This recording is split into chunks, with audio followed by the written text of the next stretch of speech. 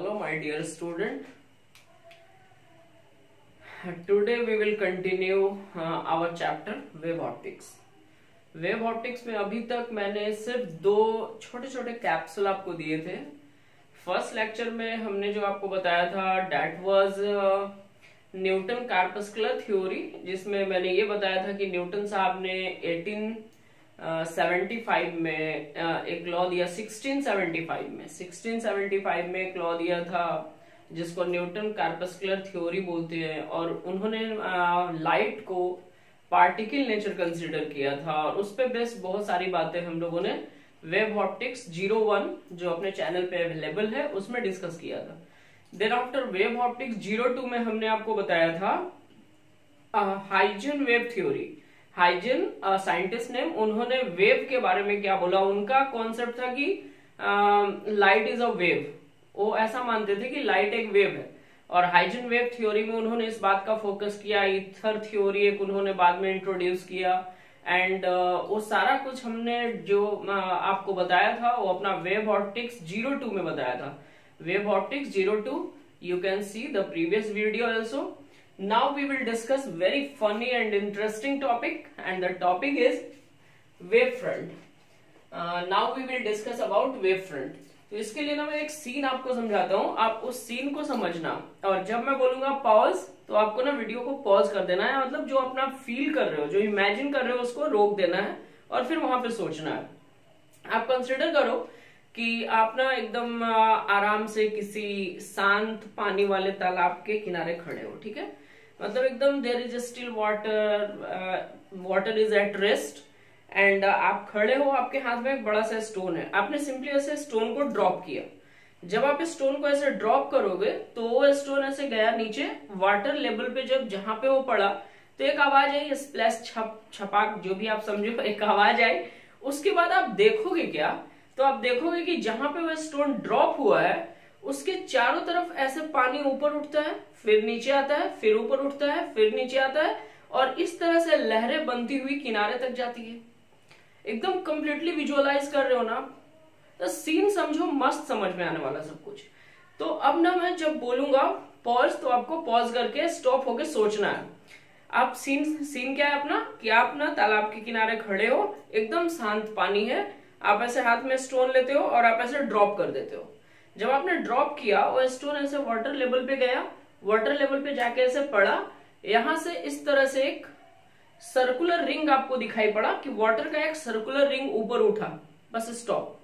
अब ये जो रिंग ऊपर उठ रहा है एक्चुअली में ये क्या है, अब आप इसको समझो. तो जो जहां पे आपने ऐसा डिस्टर्बेंस क्रिएट किया था, जहां पे आपने स्टोन ड्रॉप किया था, दिस इज द पॉइंट. मान लो आप कि ये पूरा पानी है और आपने यहाँ पे स्टोन ड्रॉप करा. जब आप स्टोन ड्रॉप किए तो ऐसे वाटर लेवल ऊपर उठा. अब मान लो कि ये जितने वाटर लेवल उठे हुए थे, ये हो गया source of disturbance. Source of disturbance से बराबर दूरी पे आप क्या नोटिस करोगे, कि जहां पे डिस्टर्बेंस क्रिएट हुआ उससे बराबर डिस्टेंस पे हर डायरेक्शन में जो मीडियम का पार्टिकल है वो एक स्टाइल में है, एक फेज में है. मैंने ऐसे स्टोन ड्रॉप किया, ये पानी ऊपर उठा. हर तरफ 10 सेंटीमीटर के डिस्टेंस पे आप देखो, हर तरफ 10 सेंटीमीटर के डिस्टेंस पे आप क्या देख रहे हो, कि ऐसे पॉइंट्स का, ऐसे पार्टिकल्स का कॉम्बिनेशन बन रहा है जो एक इंस्टेंट में एक ही जैसे लुक में है. मतलब आप कह सकते हो कि एक फेज में है. ऐसे जो पॉइंट्स बन रहे हैं पार्टिकल्स के, जो एक समय में एक जैसा वाइब्रेट कर रहा है, ऐसे पॉइंट के लोकस को, ऐसे पॉइंट के कॉम्बिनेशन को हम लोग बोलते हैं वेव फ्रंट. मस्त डेफिनेशन समझ में आया. मीन्स मैंने क्या बोला कि कहीं पे आप डिस्टर्बेंस क्रिएट करो. अब सिर्फ आप इसको वाटर के केस में नहीं समझो, आप इसको ना ब्रॉड माइंड से समझो. जैसे आप मान लो आपके पास ये एक बल्ब है, ठीक है, आप स्विच ऑन किए, बल्ब जला. जब बल्ब जला तो हर डायरेक्शन में यूनिफॉर्मली लाइट स्प्रेड किया. एक आपका सोर्स, बल्ब आपका सोर्स है, वहां से यूनिफॉर्मली लाइट स्प्रेड किया. 5 सेकंड के बाद हर डायरेक्शन में आप ये देखो कि हर डायरेक्शन में 5 सेकंड के बाद आपको हर डायरेक्शन में एक पार्टिकुलर पॉइंट का कॉम्बिनेशन मिल रहा है, जहां पे पार्टिकल का वाइब्रेशन सेम फेज में. ऐसे पॉइंट के कॉम्बिनेशन को बोला जाता है wave front. Now the definition is what, the locus, locus मतलब combination, the locus of all the particles, सारे पार्टिकल का combination locus of a medium which vibrate in the same phase at a given instant. मतलब एक instant में एक ही phase में होते हैं पार्टिकल के वाइब्रेशन, ऐसे पार्टिकल्स के वाइब्रेशन का जो लोकस बनता है, जो कॉम्बिनेशन बनता है, that combination is called wave front. Okay, now move types of wave front अपने को जानना है। सबसे पहला जो वेव फ्रंट हम लोग डिस्कस करने वाले हैं, this is spherical wave front. हम लोग स्फेरिकल वेव फ्रंट डिस्कस करेंगे। अभी मैंने आपको बल्ब का एग्जांपल दिया, आप उसी एग्जांपल को फिर से समझ लो। मान लो ना, ये मार्कर जो तुम देख रहे हो, इस मार्कर को समझो कि ये ब्लैक कलर का ना इसका बल्ब है। जब ये ग्लो करेगा तो इस डिस्टेंस पे ऑल अराउंड, इतना दूरी पे, इधर 10 सेंटीमीटर, इधर भी 10 सेंटीमीटर, ऊपर भी 10 सेंटीमीटर, नीचे भी 10 centimetre, means all around 10 centimetre के डिस्टेंस पे इस सोर्स से जो भी मीडियम का पार्टिकल होगा वो सेम फेज में होगा। तो ऐसे पॉइंट के कॉम्बिनेशन को आप क्या बोलोगे? वेव फ्रंट बोलोगे। मीन्स अगर आपका सोर्स एक पॉइंट सोर्स है, आपका सोर्स एक पॉइंट सोर्स है, ठीक है ना, तो पॉइंट सोर्स की वजह से जो वेव फ्रंट बन रहा है, आपको यहाँ पे 3D व्यू इमेजिन करना पड़ेगा। पॉइंट सोर्स की वजह से जो आपका एक लोकस बन रहा है सारे पॉइंट्स का, that locus is wave front. Source point है, चारों तरफ बराबर दूरी पे एक जैसे फेज में, मीन्स स्फेरिकल। थोड़ा और रेडियस आप बढ़ा लो, डिस्टेंस थोड़ा और बढ़ा लो, कुछ समय के बाद आप ऑब्जर्व करो, थोड़ा दूरी आप बढ़ा लो, बट अगर आप 10 सेंटीमीटर से 20 सेंटीमीटर किए तो 20 सेंटीमीटर के डिस्टेंस पे ऑल अराउंड फिर से आपको वैसा ही एक लोकस मिला, मीन्स अनदर वेव फ्रंट। यहां पे मैंने सोर्स बना के रखा है, स्फेरिकल वेव फ्रंट है क्या भाई?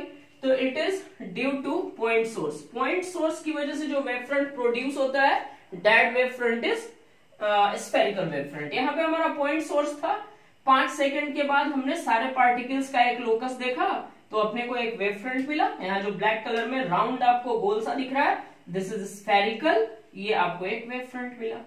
10 सेकंड बाद हम देखें, थोड़े समय के बाद देखें तो थोड़ी सी ज्यादा दूरी पे ना वैसे ही पॉइंट का पूरा अपने को फिर से एक कॉम्बिनेशन मिला, एक लोकस मिला, वैसे ही पॉइंट का जो सेम इंस्टेंट पे सेम फेज में वाइब्रेट कर रहे हैं।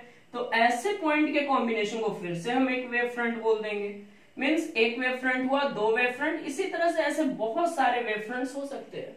ओके, मीन्स आप बोल सकते हो कि एक सोर्स से ये जो वेव फ्रंट प्रोड्यूस हो रहा है, number of wave front infinity, too much, बहुत सारे वेव फ्रंट प्रोड्यूस हो सकते हैं। आप ऐसे ना डिस्टेंस बढ़ाते जाओ, 1-1 सेंटीमीटर, 2-2 सेंटीमीटर डिस्टेंस आप बढ़ाते जाओ, नए नए वेव फ्रंट मिलते जाएंगे आपको।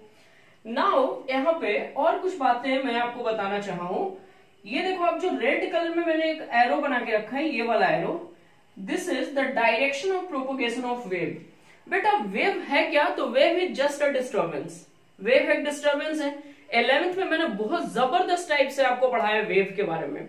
वहां पे चूंकि 11th में मैंने आपको पढ़ाया था वेव ऑन स्ट्रिंग, अपने को वैसा वेव की स्टडी करनी थी 11th में जिसको रिक्वायर्ड होता मीडियम। कॉन्सेप्ट थोड़ा थोड़ा आप वहां से भी फील कर सकते हो। रोप ऑन स्ट्रिंग की बात मैंने किया था वहां पे, साउंड वेव की मैंने बात किया था। अब यहाँ पे मैं डिस्टर्बेंस क्रिएट कर रहा हूं, मेरी आवाज आप तक जा रही है, ठीक है, this is just wave propagating. तो जब ये डिस्टर्बेंस ट्रेवल करता है, जब वेव ट्रेवल करता है तो अपने साथ क्या कैरी करता है? बोलो, बताया हूं मैं, अपने साथ एनर्जी या मोमेंटम कैरी करता है। तो ये जो direction of propagation of energy है, या आप बोल सकते हो direction of propagation of wave, जो डिस्टर्बेंस आगे बढ़ रहा है, नॉट पार्टिकल, डिस्टर्बेंस, जो डिस्टर्बेंस आगे बढ़ रहा है वो हमेशा वेव फ्रंट के ऊपर 90 डिग्री का एंगल बनाता है। यू कैन ऑब्जर्व हियर, ये आप डायरेक्शन ऑफ प्रोपोगेशन देखो, पहला वेव फ्रंट, दूसरा वेव फ्रंट, हर वेव फ्रंट पे डायरेक्शन ऑफ प्रोपोगेशन परपेंडिकुलर होता है। नंबर ऑफ वेव फ्रंट कितने होते हैं? अनगिनत, जितना बना सकते हो भाई बना लो, कॉपी भर जाएगी, नंबर ऑफ वेव फ्रंट नहीं कम होने वाला। डिस्टेंस बढ़ाते जाओ, बाद में देखो, थोड़ा थोड़ा टाइम बढ़ा के ऑब्जर्व करो, वेव फ्रंट मिलते जाएंगे। Now next one is cylindrical wave front. Okay, अब मान लो कि आपका सोर्स ये पूरा है, ये पूरा, this is a linear source just like a slit. अगर इससे आप मान लो कि वेव प्रोड्यूस होता है तो इसके हर एक एक पॉइंट से इक्वल डिस्टेंस पे जो पार्टिकल्स होंगे वो सारे एक फेज में होंगे। मीन्स अगर आप इसको एक्सिस ऑफ सिलेंडर मान रहे हो कि जो डिस्टर्बेंस है तुम्हारा, जो सोर्स ऑफ वेव है वो एक्सिस ऑफ सिलेंडर पे है, तो सिलेंडर जो बनेंगे इसके चारों तरफ, कॉन्सेंट्रिक सिलेंडर्स जो बनेंगे चारों तरफ, वो कॉन्सेंट्रिक सिलेंडर्स वेव फ्रंट होंगे। ठीक है, मीन्स कॉन्सेंट्रिक सिलेंडर। यहां पे देखो आप, सिलेंड्रिकल वेव फ्रंट क्यों बनता है? Due to linear source as slit. Slit की तरह जो लीनियर सोर्स होता है उसकी वजह से कंसेंट्रिक सिलेंडर्स बनते हैं, और ये कंसेंट्रिक सिलेंडर्स आपका वेव फ्रंट बोला जाता है, क्योंकि ये फर्स्ट ले लो, सेकंड ले लो, किसी भी वेव फ्रंट का सारा पार्टिकल एक समय में एक जैसे वाइब्रेशन में होता है, सेम फेज में होता है। ओके, यहां पे भी मैंने शो कर रखा है, आप देख सकते हो direction of propagation of wave her wave front पे 90 डिग्री की एंगल बना रहा है।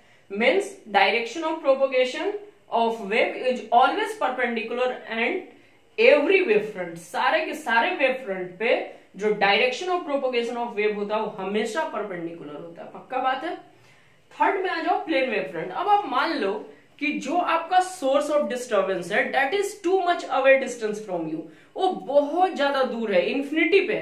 अब इन्फिनिटी पे है तो उधर से जो लाइट आ रहा है या वेव आ रहा है कोई भी, इन्फिनिटी से, सोर्स इन्फिनिटी पे रखा हुआ है, तो इन्फिनिटी से जो लाइट आपकी तरफ ट्रेवल कर रहा है, तो रे ऑफ लाइट मतलब डायरेक्शन ऑफ प्रोपोगेशन परपेंडिकुलर होगा। ये जो रेड कलर में आप देख रहे हो, this is the ray of light. ये रे ऑफ लाइट ऐसा ट्रेवल कर रहा है, और ब्लैक में मैंने वेव फ्रंट बना के रखा है, ये लाइट ऐसा ट्रेवल कर रहा है, वेव फ्रंट ऐसे रखा हुआ है, मीन्स ये 90 का एंगल बना रहा है ऐसा। ये आप मान लो एक हमारा ये प्लेन हमने बनाया, this plane is perpendicular to direction of propagation, तो ये एक प्लेन हमारा वेव फ्रंट हुआ, फिर ये भी एक प्लेन वेव फ्रंट हुआ। ऐसे थोड़े थोड़े दूरी पे आप बढ़ते जाओ, आपके लिए अगला नया वेव फ्रंट मिलता जाएगा। मीन्स जब आपका सोर्स इंफिनिटी पे होता है तो उससे मिलने वाला वेव फ्रंट कैसा होता है? प्लेन वेव फ्रंट होता है। Got all the points? फिर से आप एक बार आ जाओ, अगर आपका सोर्स ऑफ वेव या सोर्स ऑफ डिस्टर्बेंस एक पॉइंट सोर्स है तो उसकी वजह से जो वेव फ्रंट बनता है वो कैसा बनता है? तो ये बनता है कॉन्सेंट्रिक स्फेयर्स। कैसा बनता है? कॉन्सेंट्रिक स्फेयर्स बनता है। अगर आपका सिलिंड्रिकल वेव फ्रंट है तो उसकी वजह से सिलिंड्रिकल सोर्स है, अगर आपका सोर्स लीनियर है, सोर्स कैसा है? लीनियर है, तो उसकी वजह से जो वेव फ्रंट बनता है वो बनता है कोएक्सियल सिलेंडर्स। Coaxial cylinders. और सोर्स कहां है भाई? At the axis of cylinder. Cylinder के एक्सिस पे सोर्स है, जितना कोएक्सियल सिलेंडर्स बन रहा है सारा का सारा वेव फ्रंट है।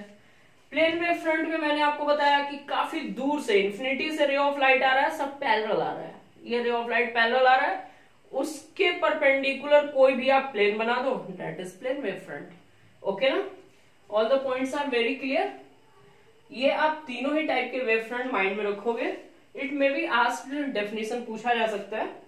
चलते हैं अब इसके अगले टॉपिक पे। अनदर हो गया ना, जस्ट टेक अ स्क्रीनशॉट। और मैंने तो बोला कि आप मेरे साथ साथ पढ़ो, जैसे अभी मैंने समझाया, अब अभी वीडियो को पॉज करो और ये पूरा राइट करो अभी के अभी, सारा सीन क्लियर होगा आपको, अभी अब राइट कर लो इसको। उसके बाद फिर नेक्स्ट टॉपिक आते हैं, सेकेंड टॉपिक पे आज के इस लेक्चर का। अब हम लोग डिस्कस करेंगे Huygens theory of propagation of wave front. मतलब वेव फ्रंट के प्रोपोगेशन के लिए हाइजन साहब ने अपना एक थ्योरी दिया था, जिसको हम बोलेंगे Huygens theory of propagation of wave front. उन्होंने बताया अपने थ्योरी में कि सोर्स तो एक ही जगह पे है भाई, पानी में पत्थर मार दिए तुम, एक ही जगह मारे, एक बार में मारे ना, एक बार में आपने एक स्टोन ड्रॉप किया तो डिस्टर्बेंस एक जगह पे है, फिर हर जगह वेव फ्रंट आपको कैसे दिख रहा है? उसको ढकेल के पुल करके तो आप बढ़ा नहीं रहे हो, तो एक डिस्टर्बेंस से इतना सारा वेव फ्रंट प्रोड्यूस हो रहा है। Why this? ये क्यों हो रहा है, कैसे हो रहा है?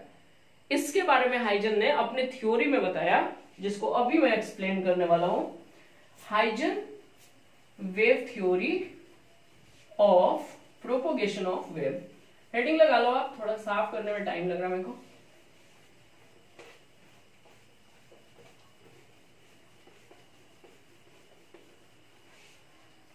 Put your heading Huygens.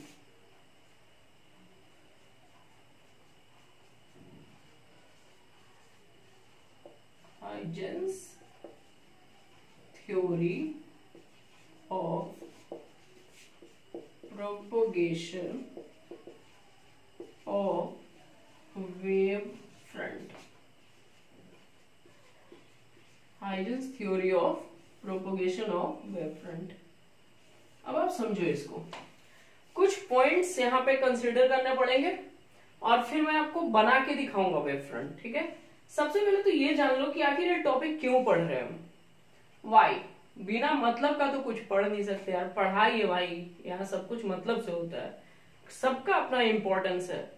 तो हम ये क्यों पढ़ रहे हैं, Huygens theory of propagation of wave हम क्यों पढ़ रहे हैं, because it gives the geometrical construction of wave front। अगर हम ये थ्योरी पढ़ लेते हैं, Huygens theory of propagation of wave अगर हम पढ़ लेते हैं, तो अपने को ना विजुअलाइज करने के लिए एक आइडिया मिलेगा कि वेव फ्रंट कैसे प्रोपोगेट करता है। इस थ्योरी से अपने को यह मिलने वाला है, it gives the geometrical construction of wave front. मतलब जब मीडियम में वेव ट्रेवल करता है तो वेव फ्रंट को विजुअलाइज करने के लिए, समझने के लिए हम लोग इस थ्योरी को पढ़ते हैं। अब इसके कुछ इंपॉर्टेंट पॉइंट्स आपको माइंड में रखने पड़ेंगे। पॉइंट 1 बोलता है every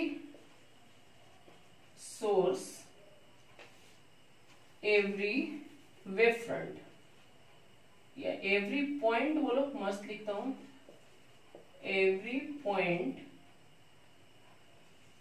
on a wave front, every point on a wave front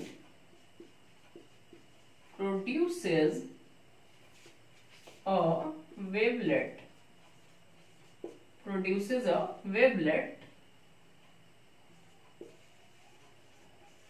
called as secondary wavelets,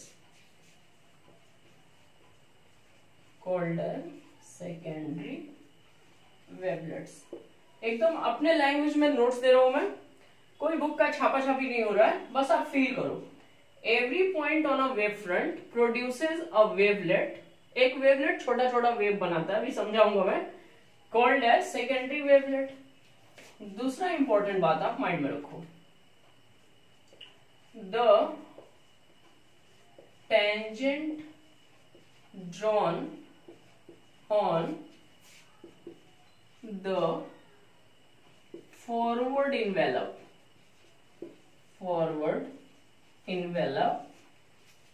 at secondary wavelet, the tangent drawn on the forward envelope at secondary wavelet is the location of new wave front.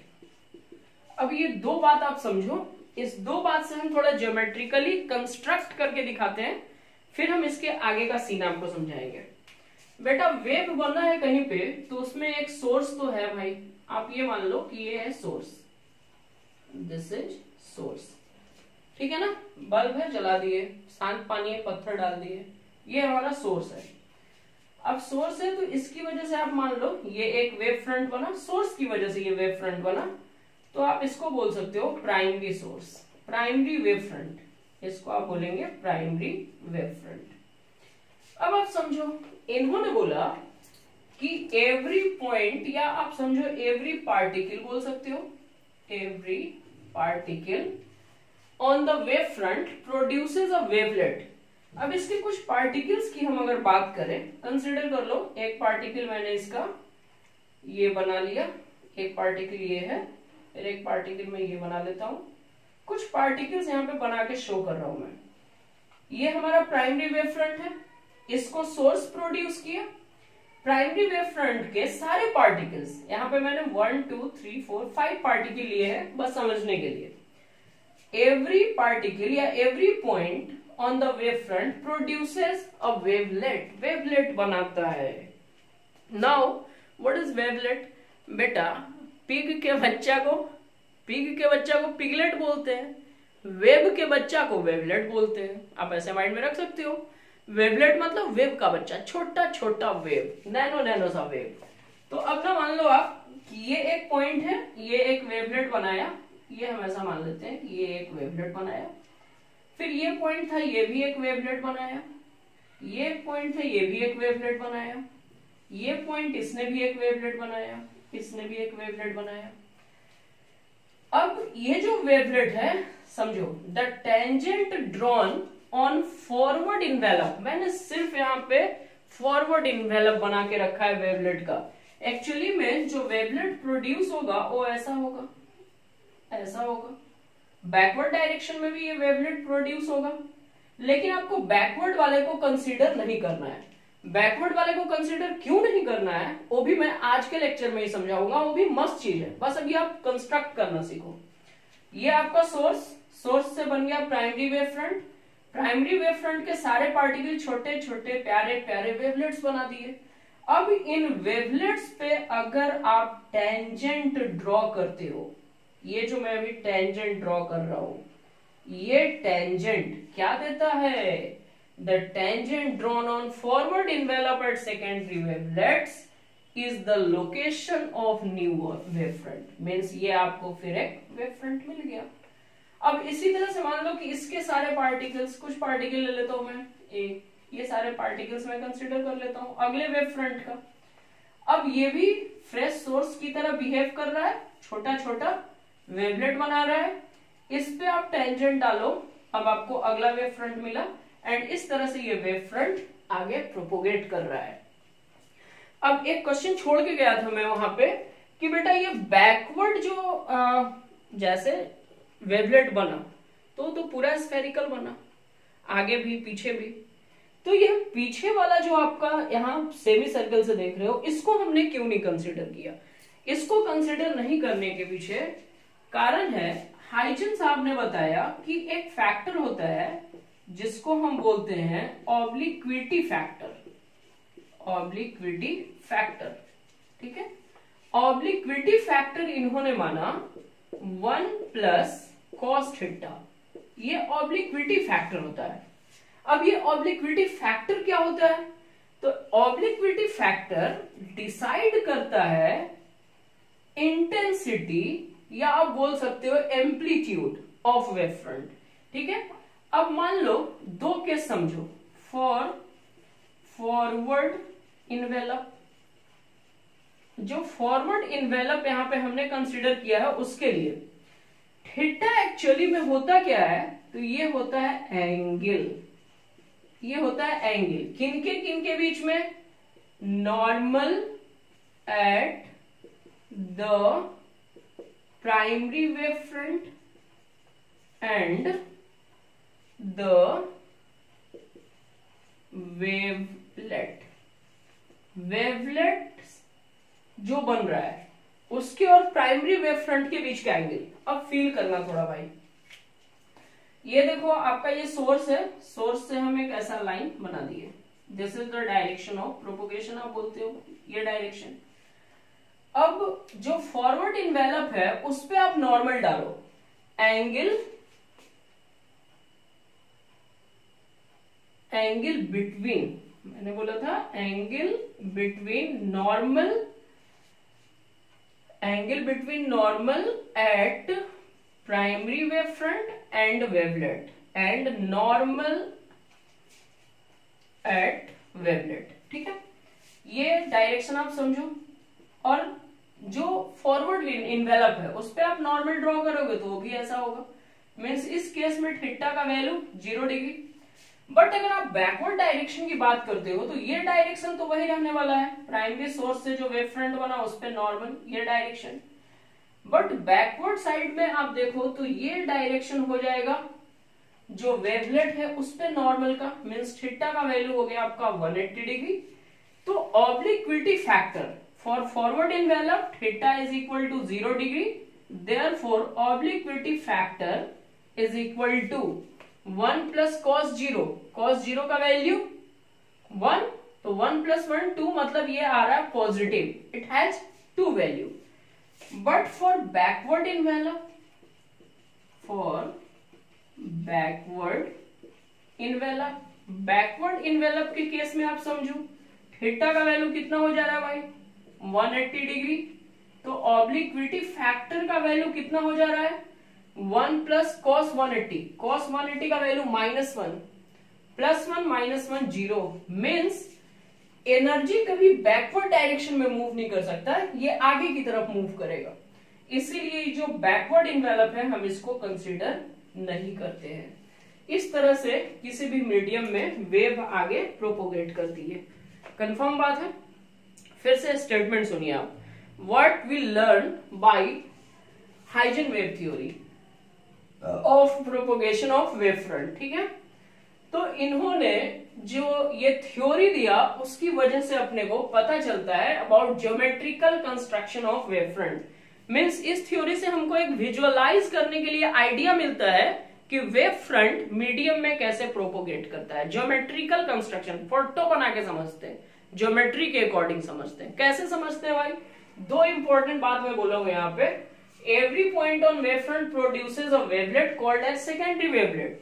ये आपका disturbance है, disturbance की वजह से एक wave front बन गया। अब इस वेव फ्रंट का सारा पार्टिकल एक फ्रेश सोर्स की तरह वर्क करेगा और छोटा छोटा वेवलेट बनाएगा। जब उस वेवलेट के फॉरवर्ड इनवेलप पे, बैकवर्ड नहीं, रीजन मैंने बताया, फॉरवर्ड इनवेलप पे जब आप टेंजेंट ड्रॉ करोगे तो that tangent will be the new location of wave front. वो अगले वेव फ्रंट का आपको लोकेशन मिलेगा एंड सो ऑन। इसी तरह से वेव फ्रंट मीडियम में आगे प्रोपोगेट करती है। ऑब्लिक्विटी फैक्टर की वजह से हमने आपको समझाया कि एनर्जी बैकवर्ड डायरेक्शन में मूव नहीं कर सकता, इसलिए जहां पे सोर्स होगा वहां से हमेशा फॉरवर्ड डायरेक्शन में मूव करेगा, ठीक है। अब थोड़ा और भी सोचो, प्रैक्टिकल भी फील थोड़ा करना चाहिए। भाई ये प्राइमरी सोर्स तो आपका स्फेरिकल बन रहा है, ठीक है ना, स्फेरिकल बन रहा है। अब बैकवर्ड डायरेक्शन में जब स्फेयर वापस जाएगा तो सेंटर में घुस जाएगा।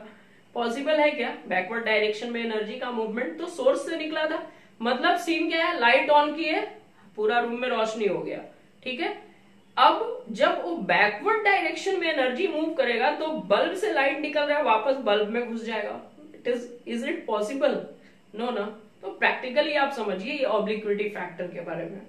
एनर्जी बैकवर्ड डायरेक्शन में मूव नहीं कर सकती, इसलिए हम बैकवर्ड इन्वेलप ऑफ वेवलेट्स को कंसीडर नहीं करते हैं। All the points are very clear, okay, write it fast.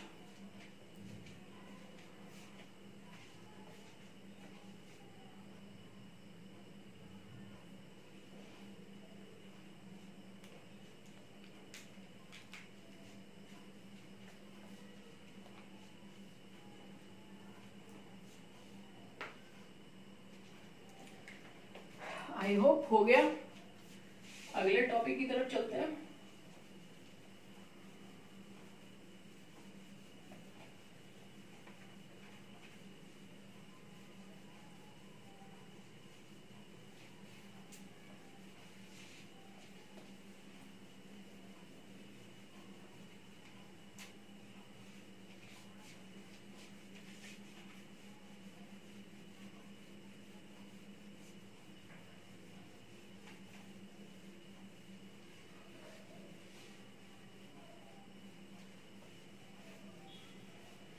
Next जो हम लोग टॉपिक डिस्कस करेंगे that is superposition of wave. Superposition of wave में समझाने वाला हूं। पहले भी सुपरपोजिशन मैंने आपको कई बार समझाया है। अभी कुछ दिन पहले इलेक्ट्रोस्टैटिक्स का मैं एक वीडियो अपलोड कर रहा था, वहां पे सुपरपोजिशन ऑफ फोर्स मैंने आपको समझाया था। वैसा ही फील आने वाला है इस टॉपिक में भी।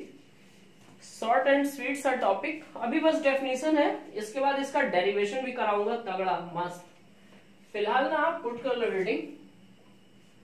Superposition principle of wave, superposition principle of waves. Superposition principle of wave. Statement कहीं चेंज नहीं होता, स्टेटमेंट सुपरपोजिशन का हर जगह वैसा ही होता है। फोर्स का सुपरपोजिशन पढ़ोगे वहां फोर्स बोलना पड़ेगा, यहाँ वेव का सुपरपोजिशन पढ़ रहे हैं। ये काफी इंटरेस्टिंग टॉपिक रहा है क्लास 11th में जो हमारे स्टूडेंट्स थे आप लोग उनके लिए, और वो तो बहुत अच्छा फील करेंगे क्योंकि सब कुछ उनका पढ़ा हुआ है। बट फिर भी जो न्यू कमर है, जस्ट एंजॉय राइट नाउ, जब जागो तब भी सवेरा है। अभी आप पढ़ रहे हो, मस्त फील आएगा, फिर इसके डेरिवेशन में तो और ज्यादा मजा आने वाला है। जब मैं आपको समझाऊंगा एनालिटिकल स्टडी तब मस्त मजा आने वाला है और ज्यादा। बट अभी बस फील कर लो आप, इन सब की जरूरत है। This is just introduction about the superposition principle of wave. Now बेटा है क्या, पहले लिख देता हूं मैं। The displacement of particle of resultant wave is the vector sum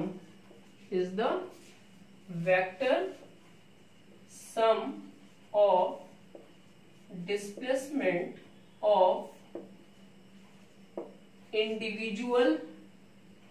The displacement of particle of resultant wave is the vector sum of displacement of particles of individual waves. हाँ, means अब थोड़ा फील कर लो। दो case हम समझाएंगे आपको। ये first case मैंने समझाया आपको, ऐसा मान लो। कंसिडर करो आप कि ये एक वेव बना रहा हूं मैं, इस पे हम डिस्प्लेसमेंट को शो करेंगे और इस पे हम टाइम को शो करेंगे। ठीक है, ये एक वेव हमने बनाया, एक दूसरा वेव ऐड करना है, बीच में प्लस का साइन दे रहा हूं।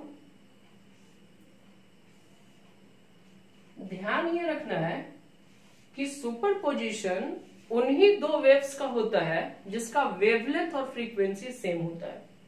मतलब कोहेरेंट सोर्स से जो वेव्स निकलते हैं उनका सुपरपोजिशन होता है। अभी माइंड में रखो, फिर मैं कोहेरेंट सोर्स भी बताऊंगा। तो सेम वेवलेंथ के लिए हम दिमाग लगा देते हैं। ये ऐसा हमने लाइन खींच लिया, यहीं तक ये हमारा वेव आगे बढ़ेगा। ठीक है, ये बस अपनी सिंप्लिसिटी के लिए, फिगर सुंदर बने उसके लिए मैंने ऐसा दिमाग लगाया बस।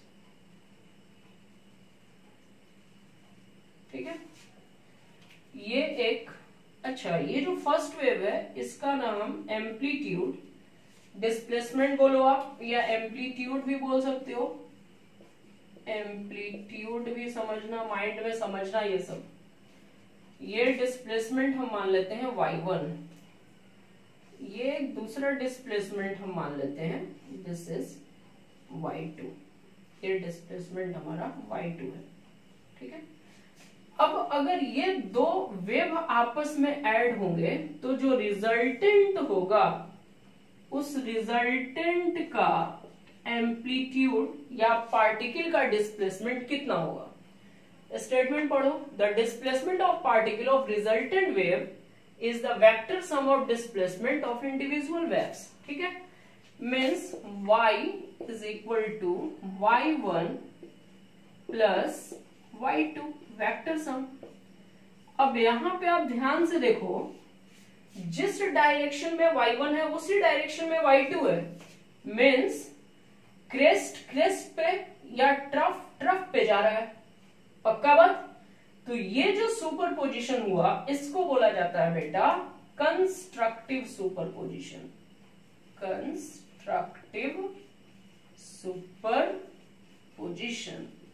कंस्ट्रक्टिव सुपरपोजिशन का मतलब क्रेस्ट पे पे जाए या ट्रफ ट्रफ पे जाए, क्रेस्ट क्रेस्ट पे जाएगा या ट्रफ ट्रफ पे जाएगा, तब सुपरपोजिशन को बोला जाएगा कंस्ट्रक्टिव। आप यहां देख सकते हो, आप ऐसे भी फील कर सकते हो कि दो फोर्स सेम डायरेक्शन में लग रहा है, तो नेट फोर्स, अगर दो फोर्स सेम डायरेक्शन में लग रहा है तो नेट फोर्स दोनों के सम के बराबर। तो यहाँ पे y1 प्लस y2 हो जाएगा रिजल्टेंट वेव का एम्पलीट्यूड, और उसका भी वेवलेंथ इतना ही होगा, this is y1 plus y2। ये है आपका कंस्ट्रक्टिव सुपरपोजिशन। सेम डायरेक्शन में था, दोनों का एम्पलीट्यूड कहो या डिस्प्लेसमेंट कहो, ऐड हो गया। Next one is destructive superposition. Destructive superposition, destructive superposition क्या होगा समझो, क्रेस्ट जाएगा ट्रफ के ऊपर या ट्रफ जाएगा क्रेस्ट के ऊपर, वेवलेंथ फ्रीक्वेंसी सेम लेना है। ये मैंने एक वेव मान लिया, ये है आपका टाइम और ये है डिस्प्लेसमेंट। एक वेव मैं बना लेता हूं, यहां पे ये वेव बना लिया। एक दूसरा वेव लेते हैं बेटा, सोचना देखना समझना, टाइम डिस्प्लेसमेंट, अपने को वेवलेंथ सेम रखना है इसलिए वही दिमाग लगाएंगे फिर से। बट अब आप देखो कि ये जो सेकंड वाला वेव है ये कुछ ऐसा है, इसका एम्पलीट्यूड आप मान लो y1, इसका एम्पलीट्यूड y2। तो इस केस में जो आपका रिजल्टेंट होगा दिस प्लस दिस, ये दोनों वेव हम जोड़ रहे हैं, इक्वल टू क्या मिलेगा वो ध्यान से देखो। अब यहां पे देखो y1 बड़ा है कि y2, of course y1 is bigger, तो स्टार्ट उसी की तरह होगा। ये आपका बन गया रिजल्टेंट, दिस इज ये जो आपका एम्पलीट्यूड है, simply this is y1 minus y2। ठीक है, क्लियर ऑल द पॉइंट। ये हो गया आपका कंस्ट्रक्टिव सुपरपोजिशन, वो हो गया डिस्ट्रक्टिव सुपरपोजिशन। मतलब कंस्ट्रक्टिव सुपरपोजिशन में रिजल्टेंट वेव का एम्पलीट्यूड बढ़ जाएगा, डिस्प्लेसमेंट ऑफ पार्टिकल इंक्रीज करेगा, और डिस्ट्रक्टिव सुपरपोजिशन में रिजल्टेंट वेव का एम्पलीट्यूड घटेगा, डिक्रीज करेगा। इसी के बाद नेक्स्ट वीडियो में हम यहां से टॉपिक स्टार्ट करेंगे इंटरफेरेंस ऑफ लाइट। जबरदस्त टॉपिक आने वाला है इंटरफेरेंस ऑफ लाइट, डेफिनेशन बताऊंगा, प्रैक्टिकल एग्जांपल बताऊंगा, फील कराऊंगा मैं। उसके बाद फिर उसका एनालिटिकल स्टडी में एक मैथमेटिकल डेरिवेशन के थ्रू कंप्लीटली मैं इंटरफेरेंस को ऑपरेट करने वाला हूं। For you people keep watching, thank you so much, take care.